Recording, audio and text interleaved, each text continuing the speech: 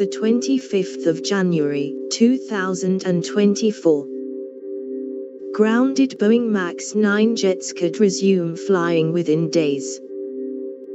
The FAA approved inspection guidelines for the 737s, one of which lost a body panel in flight. Alaska Airlines planned to start using them again on Friday and United on Sunday.